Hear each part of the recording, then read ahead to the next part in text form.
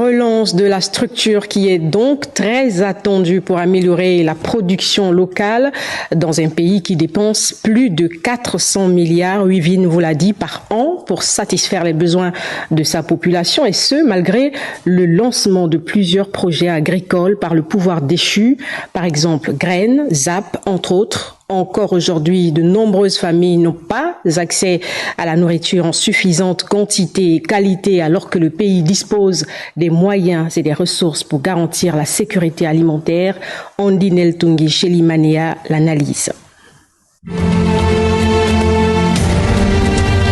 Annoncé avec fanfare et trompette, le projet Graines aurait mobilisé plus de 76 milliards de francs CFA, y compris les imprévus. L'État gabonais, par le biais du gouvernement d'alors, avait consenti ce budget pour permettre aux Gabonaises et aux Gabonais de consommer les produits issus de leur sol, mais également réduit significativement la problématique des importations des denrées alimentaires. Plusieurs années plus tard, les productions annoncées par ce projet sont quasiment inexistantes.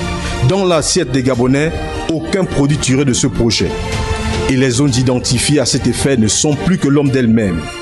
Le projet Graines serait-il un canular? D'un projet à un autre, celui-ci avait pour but de créer les liens entre les industriels et les petits producteurs locaux afin de mettre fin aux importations des aliments.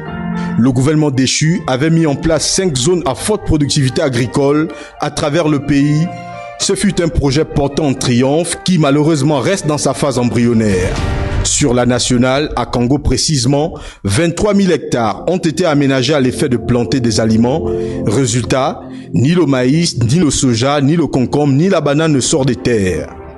Ce pouvoir d'autrefois s'était fixé l'objectif de parvenir d'ici 2025 à 50% des aliments consommés au Gabon. Au regard de ce constat au tableau sombre, l'on est tenté de penser à un géant au pied d'argile. La ZAP serait-elle une autre supercherie? Pourtant, le pays dispose des atouts nécessaires pour valoriser le secteur agricole avec des ressources foncières importantes, des conditions climatiques et écologiques favorables et j'en passe. À côté de ce potentiel, il y a de partenaires tels que la FAO qui s'engage à poursuivre son assistance technique aux côtés du gouvernement de transition. L'Agence française de développement, elle aussi, maintient son effort aux côtés du pouvoir de Libreville pour dynamiser le secteur agricole de notre pays. Les Gabonaises et Gabonais fondent leur espoir sur les autorités de transition qui semblent manifester la volonté de réduire la facture de 400 milliards de francs CFA relative à l'achat des besoins alimentaires du pays. La visite récente du président de transition en Côte d'Ivoire serait la bienvenue pour notre secteur agricole qui avait subi le syndrome des effets d'annonce.